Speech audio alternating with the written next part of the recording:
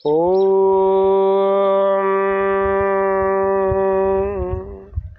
सं गच्छध्वं संवदध्वं शम्भो मनांसि जानतां देवाभागं यथा पूर्वे संजानाना उपासते। प्रेम से मिलकर चलो, बोलो सभी ज्ञानी बनो, पूर्वजों की भांति तुम कर्तव्य के मानी बनो। ओम स्वस्ति स्वस्ति स्वस्ति। आंखें खोल लेंगे। स्वामी न्यूज अजमेर के सभी दर्शकों का हार्दिक स्वागत अभिनंदन करते। 21 तारीख को 21 जून यानी योग दिवस है, अंतरराष्ट्रीय योग दिवस है। उस दिन सारे देश, जितने भी 177 देश जिन्होंने WHO में अपनी इच्छा जताई थी योग दिवस को मनाने के लिए, शारीरिक मानसिक स्वास्थ्य, आत्मिक और बौद्धिक स्वास्थ्य को प्राप्त करने के लिए, उन सभी देशों के द्वारा जो योग का प्रोटोकॉल फॉलो किया जाएगा उस दिन, उसी योग के प्रोटोकॉल को आज हम बताने वाले हैं आप सबको स्वामी न्यूज के इस फेसबुक पेज, यूट्यूब पर। तो हम सबसे पहले प्रार्थना के बाद ग्रीवा चालन के लिए दोनों हाथों को कमर पर रख लेंगे और ग्रीवा के संचालन करेंगे। सूक्ष्म व्यायाम, ग्रीवा यानी गर्दन के सूक्ष्म व्यायाम हम कर रहे हैं।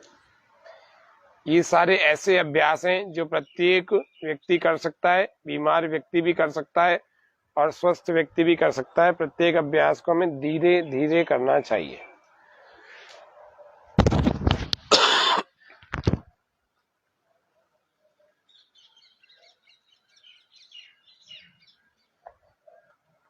आज के इस कार्यक्रम का प्रोटोकॉल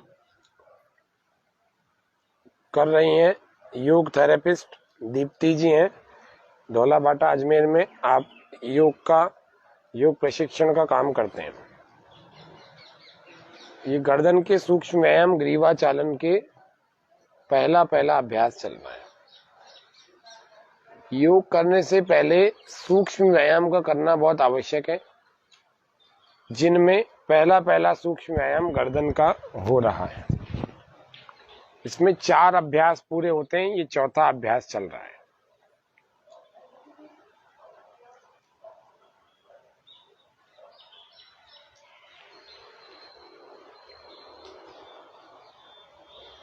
प्रत्येक अभ्यास को हमें धीरे धीरे और श्वास प्रश्वास के साथ ही करना चाहिए, तो अधिक लाभ होता है।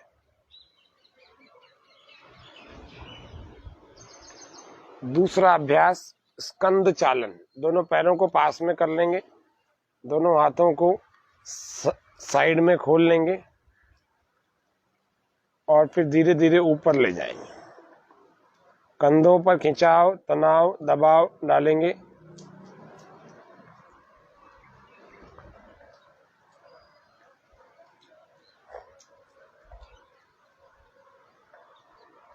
और फिर अपने स्थान पर ला करके गोल गोल कंधों को यूं घुमाएंगे।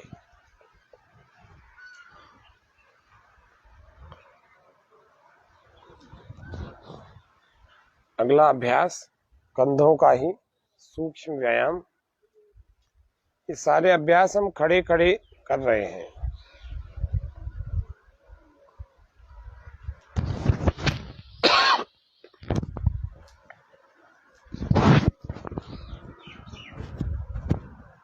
सीधा और उल्टा, क्लॉकवाइज और एंटी क्लॉकवाइज, प्रत्येक अभ्यास को हमें करना होता है।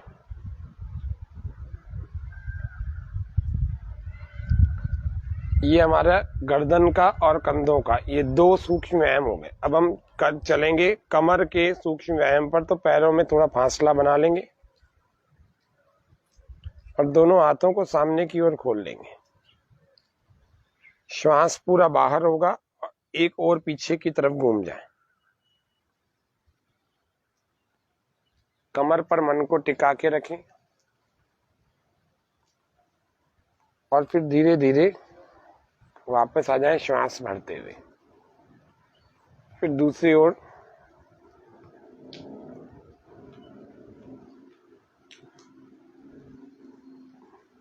फिर धीरे धीरे वापस आ जाए। इस एक अभ्यास को 2 से 3 बार किया जा सकता है। अभी फिलहाल इतना करेंगे। कमर के बाद हम चलते हैं घुटनों पर। कुर्सी आसन, घुटना संचालन कहते हैं इसको।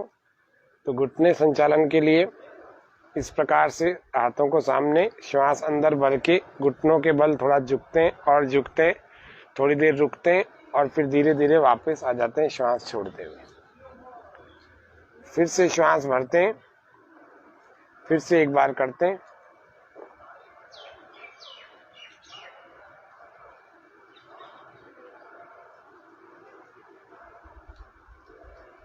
और फिर वापस आ जाते हैं। इस प्रकार से ये चारों सूक्ष्म व्यायाम हमारे गर्दन के, कंधों के, कमर के और घुटनों के पूर्ण हुए। अब हम सबसे पहला योग आसन करेंगे। सबसे प्रथम योग आसन में चलेंगे, दोनों पैरों को पास में। पहले आसन का नाम है ताड़ आसन।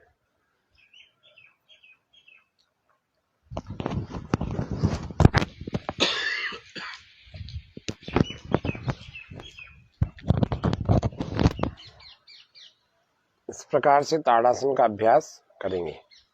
दोनों हाथों को इस प्रकार से पूरा ऊपर की ओर खींच लेंगे।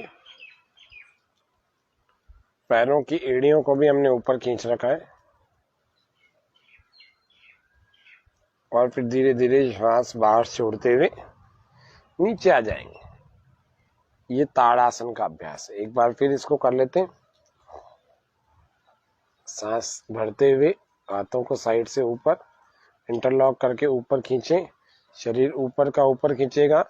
नीचे पैरों को ऐसे ऊपर उठाएंगे कि एड़ियां ऊपर की ओर आ जाए।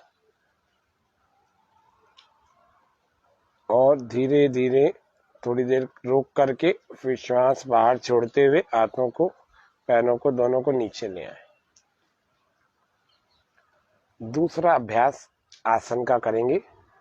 हर आसन के बाद थोड़ा सा लंबी लंबी 1-2 श्वासें भर के रिलैक्स होना चाहिए। उसके बाद हम दूसरा अभ्यास कर रहे हैं ध्रुव आसन या फिर वृक्ष आसन का।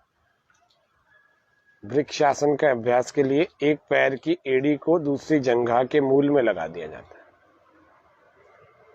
और हाथों को इस प्रकार से ऊपर भी रख सकते हैं और छाती के पास भी आगे भी रख सकते हैं।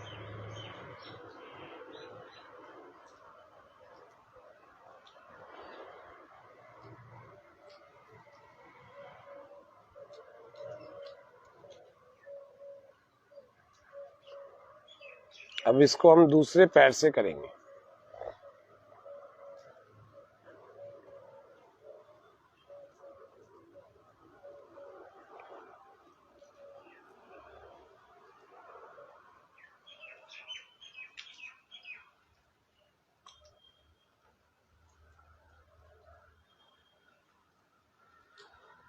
ये वृक्ष आसन, वृक्ष की भांति स्थिरता प्रदान करने वाला, चंचल मन को शांत करने वाला,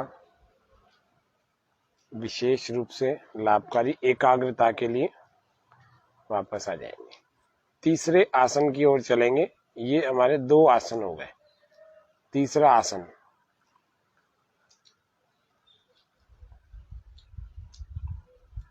श्वास पूरा बाहर, उसमें हम पाद हस्तासन का अभ्यास कर रहे हैं। पूरा श्वास बाहर और पैरों के ठीक साइड में अपने हाथों को जमीन से लगा देना चाहिए। हमारा माथा हमारे घुटनों से लगाने का प्रयास करना चाहिए। यह पाद हस्तासन सूर्य नमस्कार में भी 3 नंबर और 10 नंबर का अभ्यास है। धीरे धीरे सांस भरते हुए वापस आ जाएंगे। इस पाद हस्तासन को वापस ले जाएंगे। सही। आगे चलते हैं अगला अभ्यास करने के लिए। अर्ध चक्रासन या कटी चक्रासन। अर्ध चक्रासन में दोनों पैर पास में रहते हैं। श्वास पूरा भर के दोनों हाथों से कमर के निचले भाग को आगे की ओर दबाएं और धीरे धीरे पूरी तरह से पीछे की ओर जाने का प्रयास करें।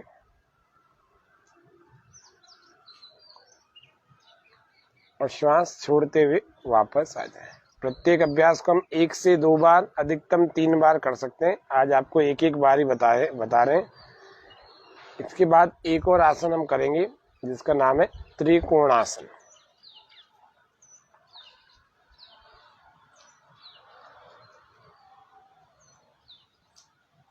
श्वास बाहर होगी इस प्रकार से, एक हाथ को जमीन पर, दूसरे को ऊपर की ओर और दूसरे की ऊपर की ओर ही देखेंगे।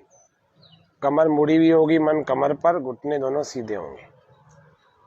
वापस आ जाएंगे श्वास भरते हुए, पैरों में फासला बढ़ाएंगे और अच्छे ढंग से हो पाएगा। श्वास फिर से बाहर छोड़ें और दूसरी ओर से इसी अभ्यास को दोहराएंगे।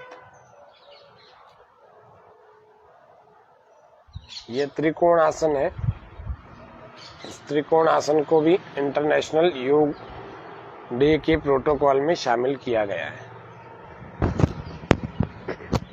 वापस आ जाएंगे।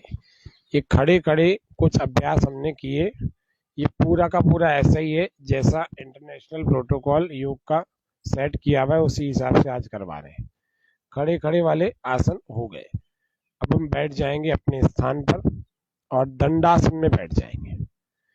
बैठ करके थोड़ा आरामदायक स्थिति में आ जाएंगे और पहले पैरों को थोड़ा ढीला छोड़ देंगे। हाथ पीछे की तरफ थोड़ा सा और जमीन पर पीछे ले जाएं, गर्दन पीछे, कमर ढीली, लंबे लंबे श्वास भरें, शरीर को हिलाएं डुलाएं, थोड़ा पैरों से हिलाएं डुलाएं, टांगों को हिलाएं डुलाएं, घुटनों को हिलाएं डुलाएं। थोड़ा आरामदायक स्थिति में जब हम आ जाएंगे उसके बाद हम पहला अभ्यास करेंगे दंडासन। हाथों को रख लेंगे बिल्कुल पास में, बिल्कुल कमर के ठीक पास जमीन से लगा देंगे। आगे ले आए, कमर सीधी करें, पैरों को पास में। दंडासन में सामने देखेंगे, गर्दन सीधी कर लेंगे। हाथों को और आगे ले आए, सीधा कर लेंगे हाथों को, पलट देंगे हाथ और पास में लाएं। हाँ, पंजों को खींचें आगे की ओर। ये दंडासन, बिल्कुल आगे सामने की ओर। ये दंडासन का अभ्यास है। इस दंडासन के अभ्यास में मेहनत बहुत लगती है, दिखने में बड़ा सामान्य सा लगता है। कमर खिंची हुई रहती है, गर्दन खिंची हुई रहती है, जंघाएं खिंची हुई रहती है, पैर खिंचे हुए रहते हैं, भुजाएं खिंची हुई रहती है। दंडासन से शरीर मजबूत बनता है। दंडासन के बाद दूसरा अभ्यास हम कर रहे हैं जिसको हम भद्रासन कहते हैं, उसको हम कर रहे हैं।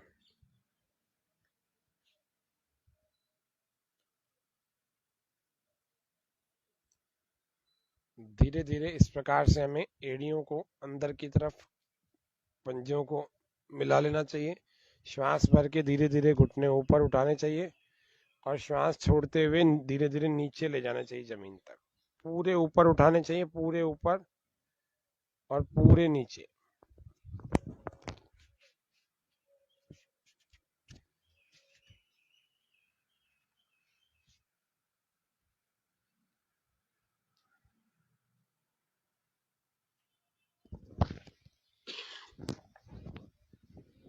पाँच से 10 बार इसको कर सकते हैं। अगले अभ्यास की तरफ चलेंगे।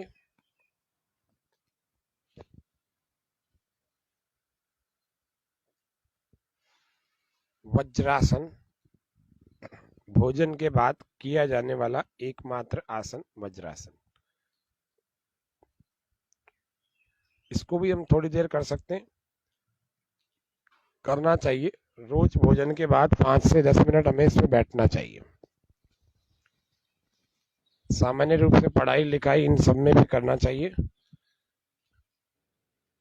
कमर इसमें सीधी होती है, शरीर तना हुआ सामने की ओर देखता हुआ होता है। दोनों पैरों पर दोनों एड़ियों की गद्दी बना के बैठ जाते हैं। जिनके घुटनों में दर्द होता है उनको इस आसन का अभ्यास नहीं करना चाहिए। अब वज्रासन में ही खड़े होकर के 2 आसनों का अभ्यास करेंगे, अर्धोष्ट्रासन और उष्ट्रासन।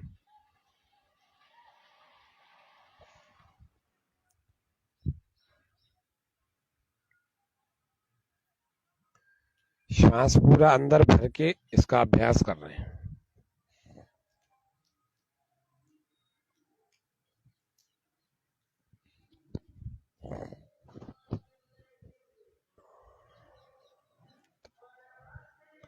वापस आ जाएंगे। थोड़ी देर रुक करके वापस आ जाना चाहिए, जितना हमारा सामर्थ्य है उतना। अब उष्ट्रासन का अभ्यास करना है।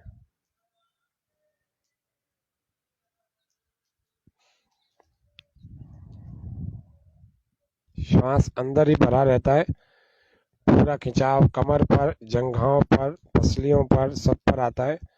एड़ियों को पकड़ लेते हैं, धीरे धीरे थोड़ी देर रुक करके रखते हैं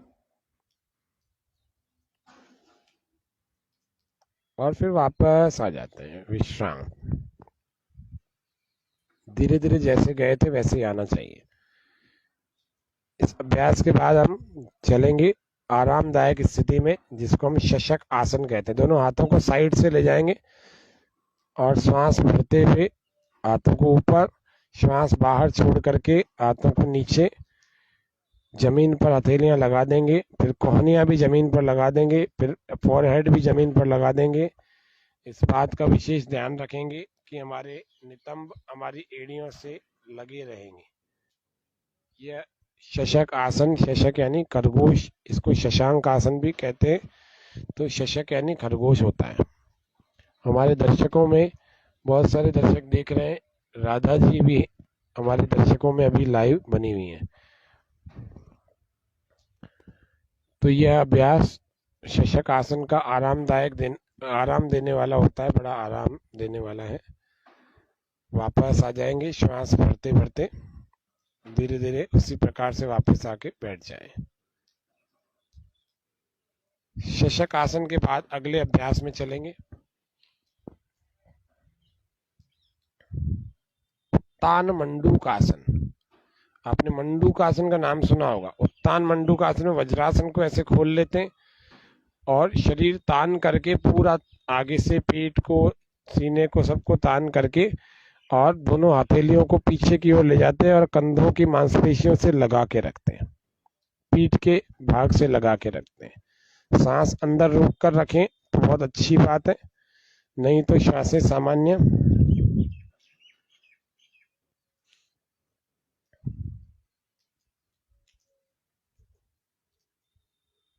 और फिर धीरे धीरे वापस आ जाए, श्वासों को बाहर छोड़ करके रिलैक्स हो जाए और शरीर ढीला छोड़ देंगे।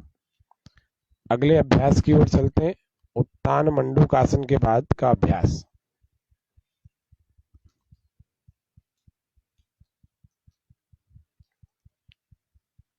दंडासन में बैठने के बाद इस तरह से एक पैर को ऐसे मोड़ लेते घुटने से और दूसरे वाले हाथ को घुमा करके अंदर की ओर से लगाएंगे और इसको पकड़ लेंगे। दूसरे एक हाथ को पीछे ले जाएंगे, श्वास बाहर, और अधिक से अधिक पीछे मुड़ करके वहीं रुकने का प्रयास करें। यह वक्रासन या मारीच्यासन कहलाता है। इस आसन को करने से रीढ़ की हड्डी तो लचीली होती है, लेकिन डायबिटीज वालों को विशेष रूप से लाभ होता है। शुगर की बीमारी जिनको है उनको विशेष रूप से लाभ होता है। तो यह आसन नियमित रूप से प्रत्येक बीमार और स्वस्थ दोनों ही व्यक्तियों को करना चाहिए। इसको वापस आ जाए श्वास भरते हुए। अब हमें इसी का अभ्यास दूसरी ओर से करना है।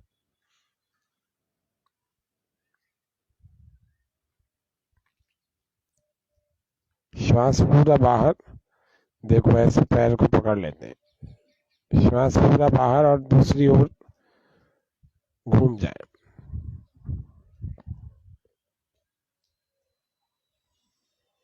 थोड़ी देर रुकना चाहिए हमें, अधिक से अधिक जितना हम रोक सकते हैं, आधे मिनट से 2 मिनट तक यह आसन का समय होता है।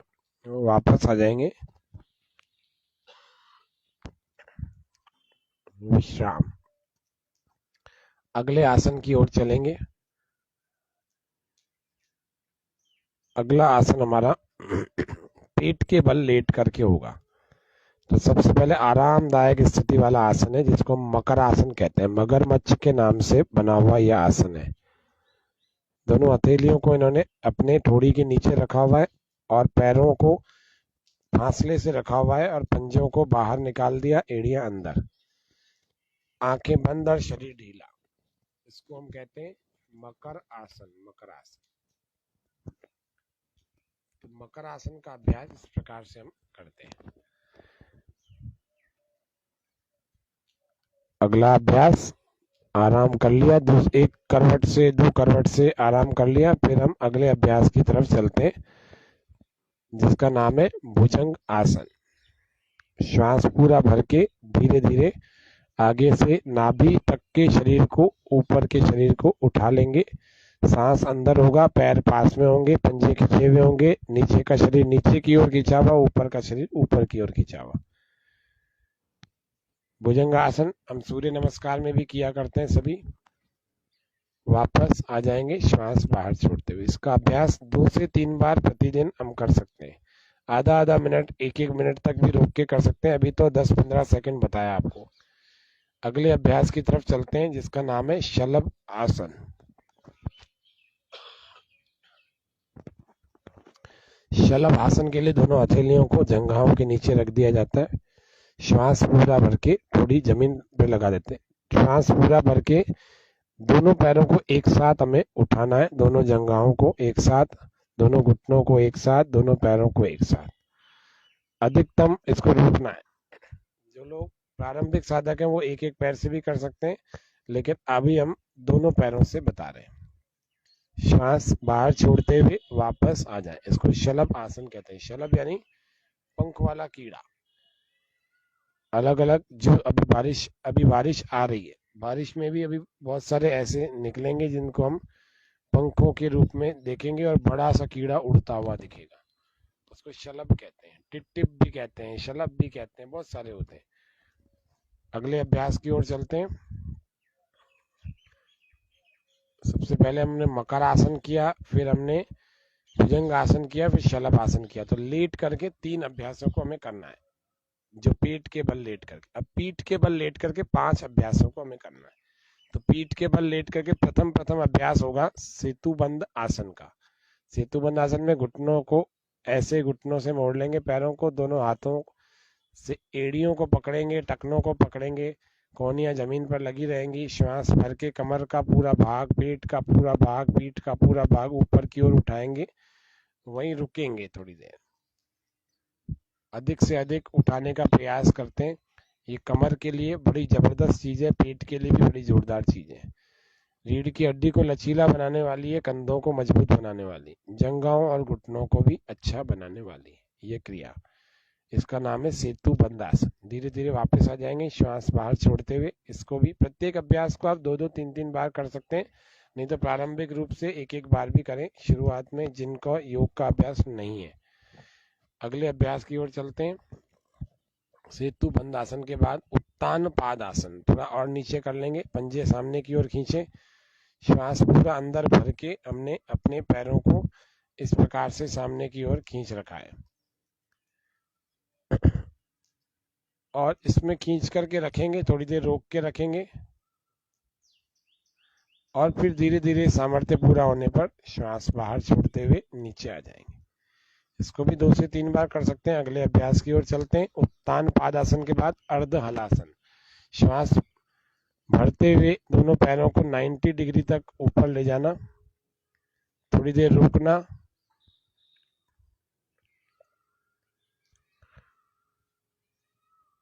पीठ पर मन को टिका के रखना। जिनका पीठ बाहर निकला हुआ है उन सब के लिए बड़ा उपयोगी आसन है अर्ध हलासन। श्वास बाहर छोड़ते हुए धीरे धीरे वापस आ जाएंगे। अर्ध हलासन का अभ्यास। अगले अभ्यास की तरफ चलते हैं। अर्ध हलासन के बाद वाला अभ्यास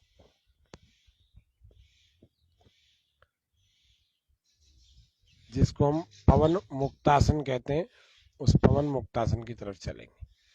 दोनों पैरों से एक साथ कर लेते हैं इस पवन मुक्तासन को। श्वास पूरा बाहर छोड़ देंगे और घुटनों के बीच में अपनी ठोड़ी को लगाने का प्रयास करें, अथवा एक घुटने से अपने नासिका को लगाएं या दूसरे घुटने से अपने नासिका को लगाएं, दोनों में से कुछ भी कर सकते हैं। श्वास पूरा बाहर होगा। अधिक से अधिक हम इसको मोड़ने का प्रयास करें। जिसका सर्वाइकल की स्पॉन्डिलोलाइटिस की प्रॉब्लम है वे लोग गर्दन नहीं उठाना। धीरे धीरे वापस भी आ जाए।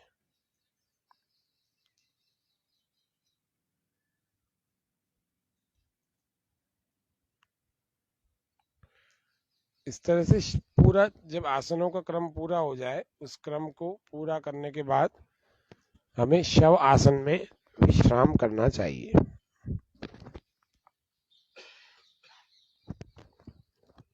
पूरा शरीर ढीला, शरीर शांत, मन शांत, शरीर शिथिल और मन को शांत कर लेंगे।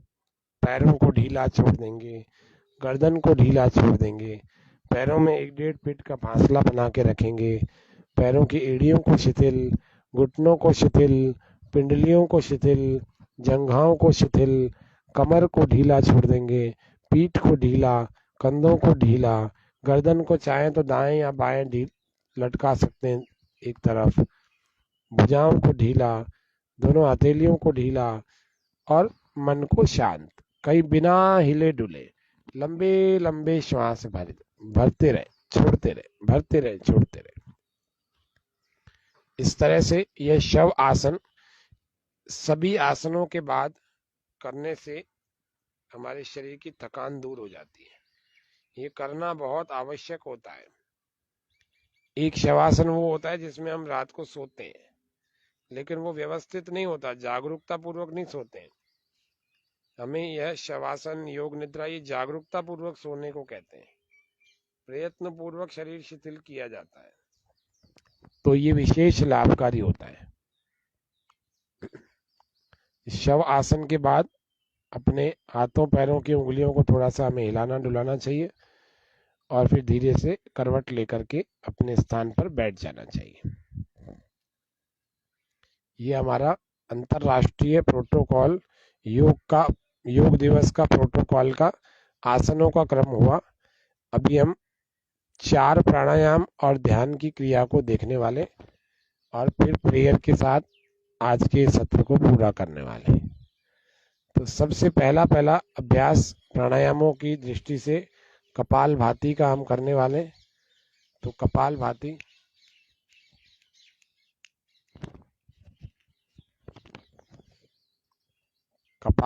का अभ्यास, श्वास को हर सेकंड के साथ हम बाहर छोड़ रहे, 1 सेकंड के साथ बाहर छोड़ रहे, 1 सेकंड में एक बार, 1 2 3 4 5 6 7 8 9 10 11 12 13 14 15 16 17 18 19 20 21 22 23 24 25 26 27 28 29 30। रिलैक्स, विश्राम। ऐसे 30 के हमें 3 सेट लगाने हैं। यही प्रोटोकॉल के निर्देश हैं।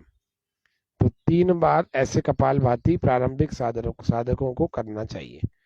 आज का सत्र भी हमारा प्रारंभिक साधकों के लिए ही है।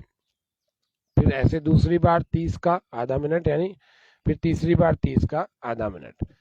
इसके बाद हमें अनुलोम विलोम प्राणायाम का अभ्यास करना चाहिए, जिसको हम नाड़ी शोधन की तरह से भी कर सकते हैं।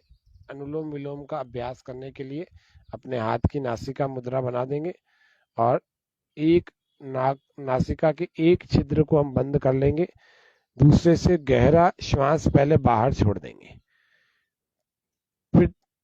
फिर इसी से गहरा लंबा श्वास हम भरेंगे। धीरे धीरे करना है और बहुत लंबे श्वासों के साथ करना है।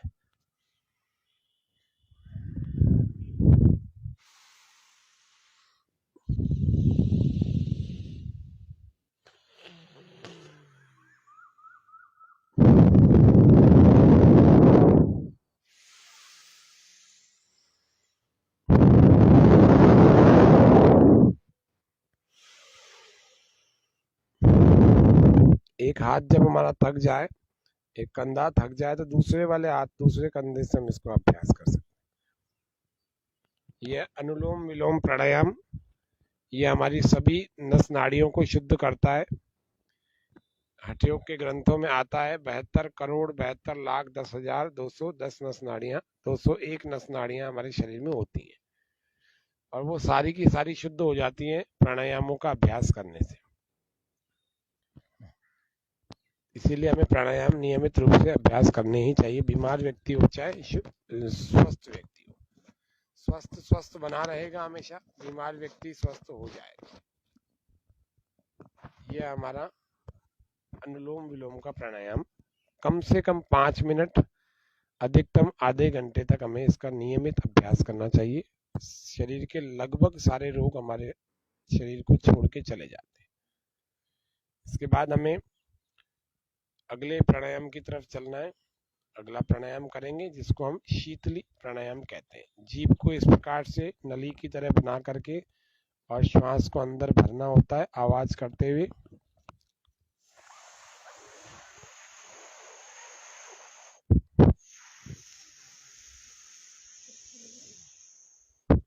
ठंडक उसी टाइम लगती है। शरीर में ये ठंडक बढ़ाने का और गर्मी को घटाने का बड़ा सुंदर सा उपाय है।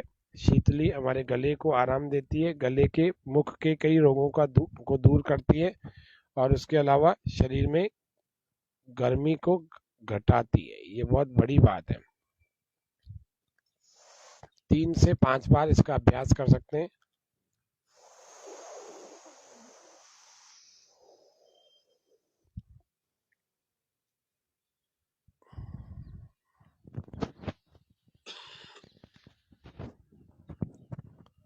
अब हम भ्रामरी प्राणायाम का अभ्यास करेंगे। तो 3 उंगलियां हमारी आंखों पर, आंखों को कोमलता से बंद करेंगे, दबाएंगे नहीं आंखों को।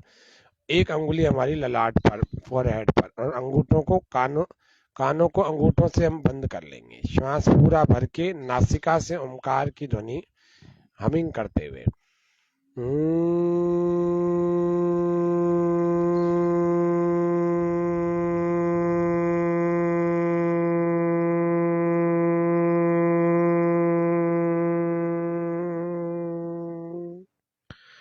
फिर से श्वास भर लेंगे।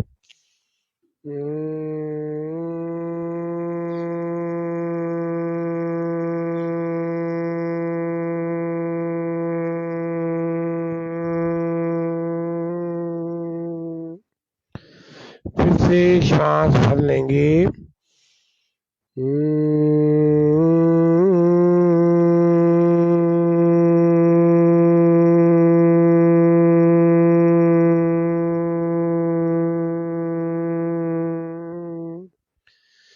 दोनों हाथों को ध्यान मुद्रा में अपने घुटनों पर ले आए। तत्काल हमें आंखें नहीं खोलनी है। इसके बाद उद्गीत या ध्यान का अभ्यास करना होता है। तो प्राणायामों की दृष्टि से कपालभाति, अनुलोम विलोम, शीतली और भ्रामरी, ये 4 हमारे प्रोटोकॉल में शामिल है। और इसके बाद ध्यान भी शामिल है और फिर प्रार्थना है मंगल कामना की। तो ध्यान करने के लिए हम ध्यान मुद्रा को लगा करके अपने घुटने पर रखेंगे। दोनों हाथों को घुटनों पर रख लेंगे ध्यान मुद्रा लगा कर। तो परमपिता परमात्मा जो कि सर्वशक्तिमान है, न्यायकारी है, दयालु है, अजन्मा है, अनंत है, निर्विकार है, अनादि है, अनुपम है, सर्वाधार है, सर्वेश्वर, सर्वव्यापक है, सर्व अंतर्यामी, अजर, अमर, अभय, नित्य, पवित्र और सृष्टिकर्ता है। ऐसे परमेश्वर की हम उपासना, उसका ध्यान करते हैं। हम सब उसका ध्यान करके तनाव मुक्त हो सकते हैं, निर्भय हो जाते हैं, निश्चिंत हो जाते हैं। किसी प्रकार की कोई चिंता नहीं रहती जब प्रत्येक दिन ईश्वर का ध्यान करके हम दिन को प्रारंभ करते हैं। मन में प्रसन्नता रखें, मुख पर भी प्रसन्नता के भावों को रखें। रात्रि में जब हम सो रहे होते हैं उससे ठीक 5-10 मिनट पहले हमें आत्मनिरीक्षण करना चाहिए। हम अपने कर्मों को करते हुए कोई गलती तो नहीं कर रहे हैं, उसका हमें निरीक्षण करना चाहिए। फिर रात को संकल्प लेना चाहिए कि प्रभु मुझे शक्ति देना कि कल मैं मन से, वाणी से, कर्मों से कोई गलती ना करूं, कोई भूल ना करूं। ये सब हमें अपनी आत्मा से जोड़ने के कार्य हैं। तो योग करने वाला व्यक्ति अपने दोषों को प्रतिदिन दूर करता चला जाए। ईश्वर का ध्यान करने से हमें अपने दोषों का पता लगता है। मौन रहने से, आत्मनिरीक्षण करने से हमें अपने दोषों का पता लगता है। स्वाध्याय करने से अपने दोषों का पता लगता है। यम नियम, अहिंसा, सत्य, अस्तेय, ब्रह्मचर्य, अपरिग्रह, शौच, संतोष, तपस्या, स्वाध्याय, ईश्वर प्रणिधान, ये यम और नियमों का पालन करने से हमारा जीवन योगमय बनता है। तो यम नियमों को हम जानें, उनका पालन करें, ताकि वास्तव में सच्चे योगी कहलाए। प्रार्थना के लिए दोनों हाथों को जोड़ लेंगे, श्वास को पूरा भर के ओम का उच्चारण।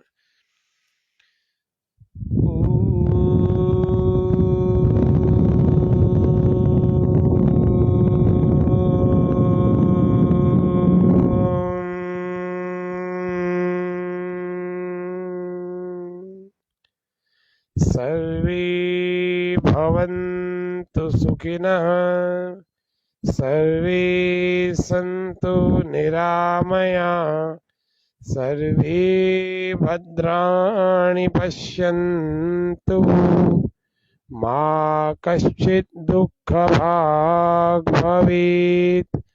ॐ शान्ति शान्ति शान्ति। सर्वेभ्यो नमः। दोनों हथेलियों का घर्षण करके गर्म करें। इन गरम गरम हथेलियों को अपनी आंखों पर, अपने पूरे चेहरे पर, ललाट पर, गालों पर, आंखों की पलकों पर, अथवा शरीर में हमारे कहीं और समस्या, कोई पीड़ा है तो वहां पर लगा करके हमें अपने आंखों को इन हथेलियों के अंदर से ही धीरे धीरे खोलना चाहिए। पहले हमें जमीन पर देखना है और धीरे धीरे हम सामने देख सकते हैं। तो अंतर्राष्ट्रीय योग दिवस का जो 8वां दिवस 21 तारीख को मनाने वाले हैं, उसके प्रोटोकॉल को हमने आज रखा। आप सबका बहुत बहुत धन्यवाद। आशा है आप सभी दर्शक इस आज के सत्र का लाभ उठाएंगे। सभी को जय हिंद, जय भारत, ओम शम।